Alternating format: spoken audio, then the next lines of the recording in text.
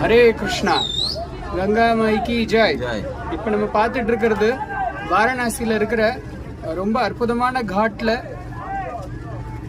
ஒன்னான Panchganga God. Panchganga அப்படின்னா 5 விதமான நதிகள் இந்த இடத்துல கலக்கிறது கங்கையோட சேர்ந்து. ஸோ ஏற்கனவே நமக்கு தெரியும் 3 நதிகள் கங்கா, யமுனா, சரஸ்வதி ஆல்ரெடி கலந்துருக்காங்க.